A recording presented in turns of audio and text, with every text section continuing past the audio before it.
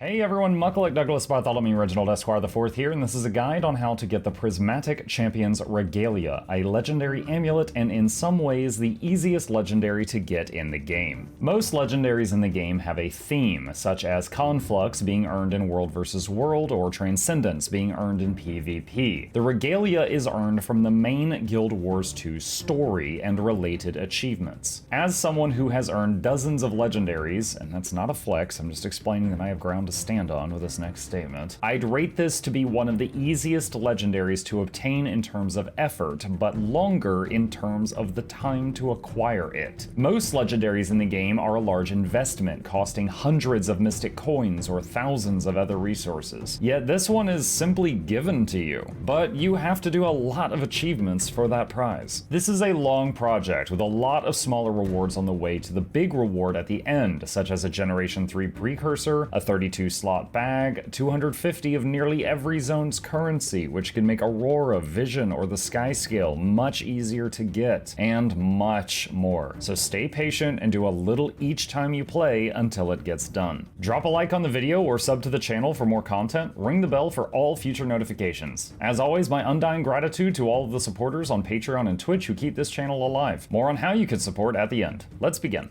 To make this item, you will need access to Living World Season 2, 3, 4, and the Icebird Saga, which should have just been named Season 5, honestly. What were they thinking?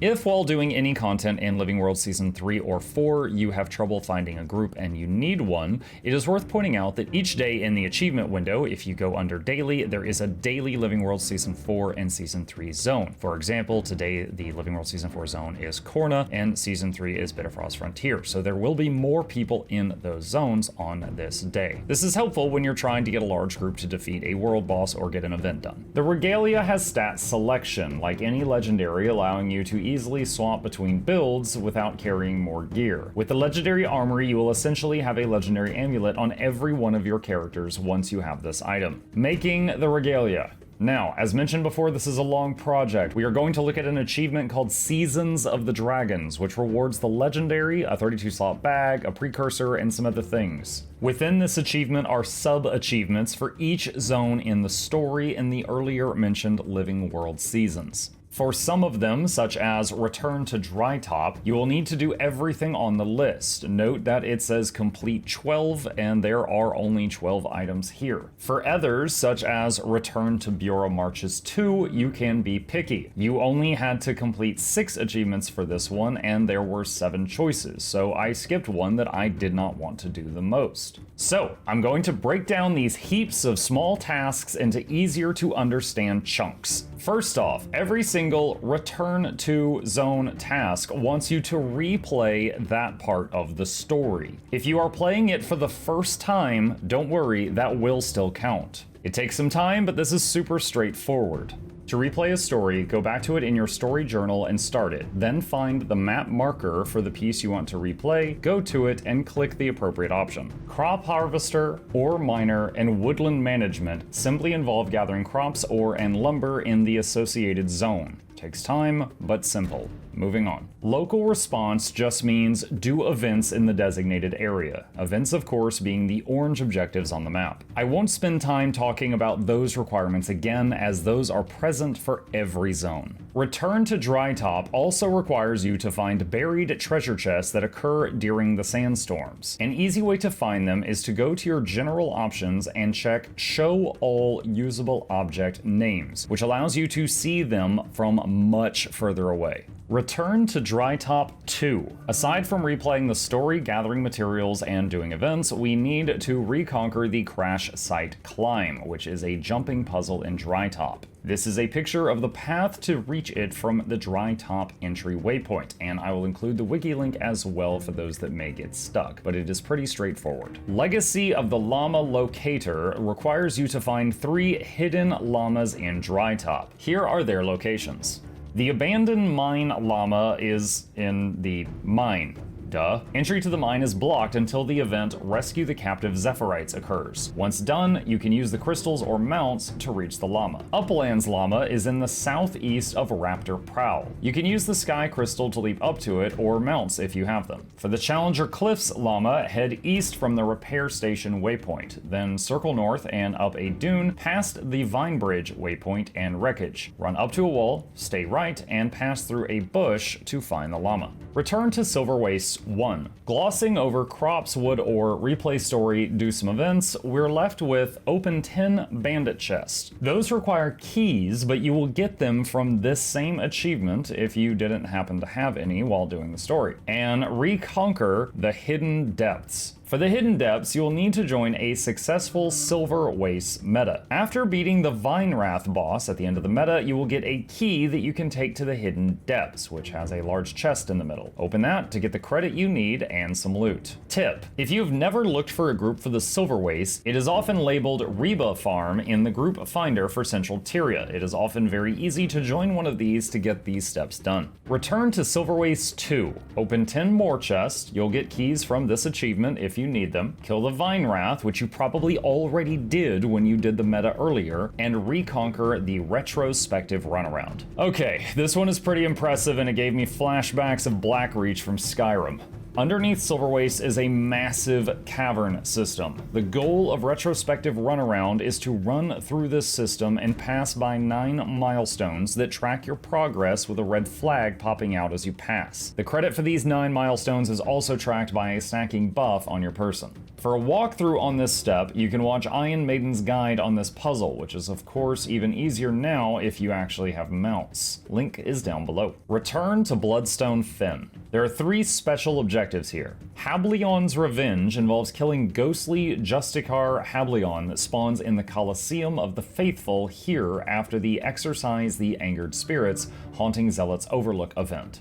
Unbound Guardian's Revenge involves defeating the Unbound Guardian, which is the final boss of the Bloodstone Fen meta event. And lastly, Second Dive Bloodstone Fen, which is to use the diving goggles. The goggles are up here and reached with flying mounts or gliding updrafts. When you jump, simply avoid the large pink orbs, hit the small unbound magic balls, and aim for the portal that pops open at the last second. There's no water involved, unlike with most goggles. You'll teleport back to the starting point, and you've got your credit. Return to Ember Bay. Return to Ember Bay has 2 special ones. Revenge of Vermignus, which is helping a large golem kill the lava worm in this region. The other one is Chalice of Tears. I have 2 tips for Chalice of Tears. If you plan to do it yourself, use a character with do-overs, so that if you miss a jump, you can rewind, such as a necromancer with Spectral Walk. Or get yourself a prototype position rewinder, and you can 100% do this puzzle with patience and a YouTube guide to walk you through it, rewinding yourself after any missed jumps. Link to a guide on the rewinder down below. My second tip would be that if you don't want to do the first one, ask a mesmer for help and tip them for their time. Chalice of Tears is a very challenging jumping puzzle. If it intimidates you, I don't blame you, but either of these methods can get it done. Return to Bitterfrost Frontier. Bitterfrost has one unique requirement, called Second Dive Cold Feet, to find and use the diving location. You will need the Thaw Elixir to reach this location. You learned how to make this in the story, but as a reminder, you need 3 cold-resistant eggshells, 1 Grawl Firestone, 8 clumps of frost-bitten sweat, and 12 fresh winterberries. Bring them to the hot spring to put together the elixir, giving you access to the coldest part of the region. There are multiple diving goggles here that are fakes. These are the ones that you need to use. Jump off, break through the ice, you got credit. There's a treasure chest here too. Return to Lake Doric. Lake Doric has 3 unique requirements. The first is to defeat the Harathi High Sage and the Massive Earth Elemental. This is a group event in the northeast corner of the zone with a 90-minute cooldown. Revisiting the Hidden Grove involves going to this location and eating a peach, given to you by the Guardian Spirit. Reconquer the Trap Maze involves doing the Norin's Secret Trap Maze event. This involves first completing the Help Norin around the Harvest Cascades heart up in the north end of the zone, and purchasing the key to Norin's secret chest from him, limit 1 per day, which allows you into a puzzle area. You can enter it by interacting with the wall of crates and barrels in the basement. If you require it, I will include a link to the guides on this puzzle itself down below. Return to Draconis Mons. Return to Draconis Mons has 3 unique steps. The first is to slay either of the legendary destroyers. There are 2 of them. Just participate in killing either one of them for this achievement. Second dive, Hot Splashes, involves using the diving goggles and landing in the bucket. Don't worry, if you miss the bucket, it is only surrounded by boiling water. A tip for this one, have someone stand in the bucket you are grouped with, and you can use their dot on the map to aim your jump. You can also do this with a map marker by alt left clicking on the map. Reconquering the Searing Ascent. This is to do the Searing Ascent jump puzzle. You can do the jump puzzle or simply use a teleport to friend to skip to the end of this one. At the time of recording this guide, that method does work and still gives you credit for the whole thing. If you wish to do the puzzle the old-fashioned way, I will include a link to it down below. Return to Sirens Landing. Return to Sirens Landing has 2 unique steps. Treasure Hunter Abaddon's Reliquary, you need to enter the reliquary. To do this, you need to do all the hearts in Siren's Landing in the same day. Then enter the reliquary and open some chests. You will have to do this on 2 separate days to open enough chests to check off this requirement. Reconquering Abaddon's Ascent involves doing the Abaddon's Ascent jumping puzzle. You can do it the old-fashioned way, or teleport to friend to the top and then glide back down to the checkpoints. Once you have been to the top and all the checkpoints, it will check it off as if you have completed the whole thing properly. Return to the domain of Istan. Adventurous Spirit requires us to do an adventure. You don't even have to get a great score on it. Adventures can be found at one of these icons. Pick one you like and knock it out. Bounty Hunter. A few zones involve knocking out bounties. For those of you that may have never done one, I'll go over how it works here. Go to a bounty board, which are marked on the map, and grab a bounty.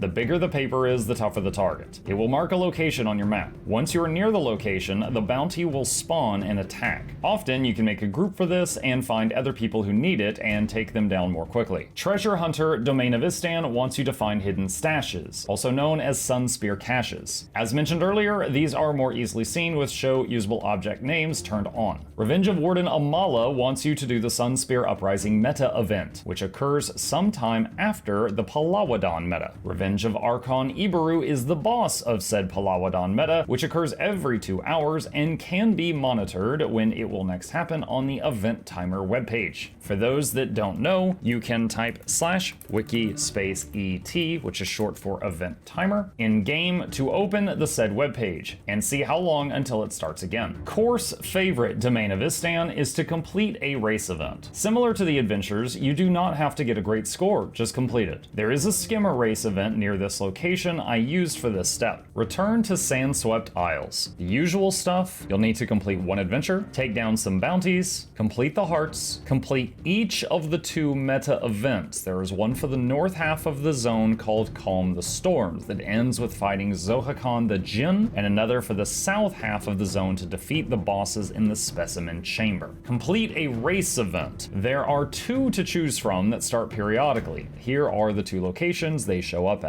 Return to the domain of Kourna. You'll need to hunt some bounties, complete the hearts, and complete the zone's meta event containing the Scarab Plague, the final boss of which is a pestilent golem and its pilot. All the other stuff is the usual. Return to Jahai Bluffs. Reconquer the Displaced Tower is to complete the Displaced Tower jumping puzzle in Jahai. This JP allows the use of mounts and teleport to friends, so there are multiple ways to completely trivialize this. Defeat the legendary branded Jinn Vemyan is a boss that spawns at the end of an event chain. The first event is Defend Zaya as she searches for Vemyan. The entire chain happens in this region. Participate in the Death Branded Shatterer event. This happens every 2 hours and is on the event timer's webpage. Inner Keep Runner is to complete the Inner Keep Run in Jahai Fortress. This is a mount race event that starts in the fortress of Jahai and has you run through the keep and courtyard to find Ibaru's treasure. The walls are in different locations each time, so it is not the same path every run. Most foes can be avoided or run past while you search for the treasure to finish. Return to Thunderhead Peaks. do the usual stuff, do some events, do an adventure of your choosing. Treasure Hunter Thunderhead Peaks requires you to open 3 dwarven chests. Here is where I got my 3. Defeat the Wrathbringer, the boss of the Thunderhead Keep meta event. This occurs every 2 hours in the northeast part of the zone. Defeat Sullypix, the boss of the Oil Flows meta event, which occurs an hour after the Thunderhead Keep meta in the southern half of the zone. Also on a 2-hour cooldown, both of these meta events are on the event timer's webpage. Of special note, for the crop harvesting in Thunderhead Peaks, there is a seaweed farm out in the water that has a lot of crops in one packed location, making this very easy. For the complete 20 events step, there is one event called Destroy the Graveling that involves killing this creature. It is behind a locked door, but you can teleport a friend past it if anyone is inside in the group finder. This event is repeatable and starts when you click the sarcophagus, so you can get all 20 events done here by just killing the Graveling 20 times.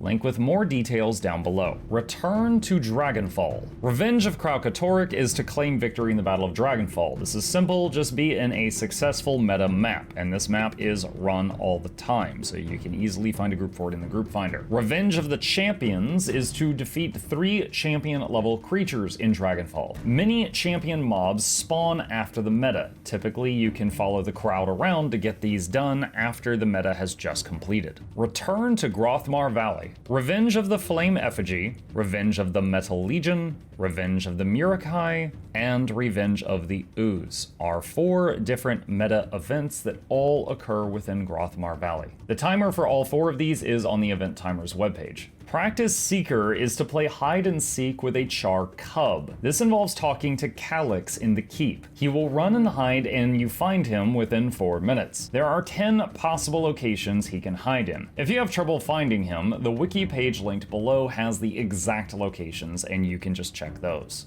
Gauntlet Reclaimer. This is to complete the Gauntlet of Con-Ur jumping puzzle. It starts here and involves carrying a lit torch to the end of the puzzle. If you fall in the water or get sprayed by water, the torch is of course extinguished, and you will need to go back to the last checkpoint, which are the large braziers. Course favorite Grothmar Valley is to complete the Grand Tour or Crater Circuit races or adventures. For this method, just start one of the racing adventures and knock it out at any time. Shiver Peak's Strike Mission.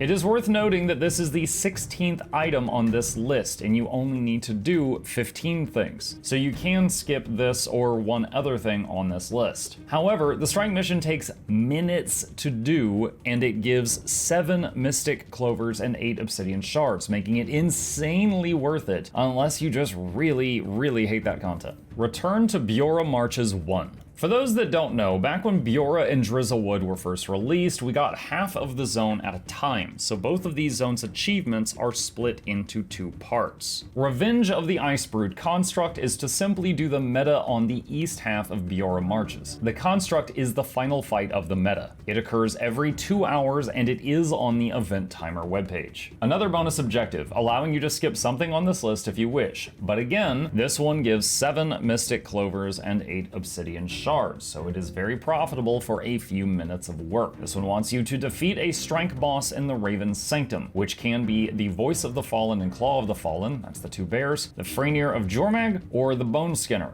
The first 2 I mentioned being much easier than the Bone Skinner if you're new to strike missions. We have guides for all strike missions if you need them. Return to Bjora Marches 2. Treasure Hunter Bjora Marches requires opening some of the Essence chests, which will require the Essence Manipulation Masteries to open. Lower masteries for the smaller boxes and higher masteries for larger boxes. Revenge of Drakar is the meta that occurs on the western side of Bjora every 2 hours, and it is on the event timer webpage. Puzzle Resolver involves doing 10 puzzles in Bjora. As you can see, I don't have this achievement checked off because I used the bonus strike to skip the puzzle step. That said, if you wish to do them, the wiki page with all of the light puzzles in Bjora is linked below if you would like to do those. Bonus Strike Back Whisper of Jormag offers another 7 clovers and 8 obsidian for beating the Whisper of Jormag strike mission. Return to the Eye of the North. Return to Eye of the North is focused on some of the Scrying Pool missions. For the crop, wood, or harvesting steps, you will actually be doing these in the Forging Steel Strike mission. I recommend doing the strike the normal way, then running back through the strike afterwards while it's clear to get the harvesting done so that you are not potentially failing the strike while picking up zucchinis or something. For Back to the Past, simply replay a mission from the scrying pool in Eye of the North. Treasure Hunter Dark Rhine Delves should be done when doing the Return to Dark Rhine Delves mission, and the goal is to find at least 3 hidden chests while in the mission. Links to the locations of all of the hidden chests are down below. Bonus strike Rally at the Eyes to do any 3 strike missions. If you've done the previously mentioned strikes, you will already have this one done, once again giving you 7 clovers and 8 obsidian. Return to Drizzlewood Coast 1.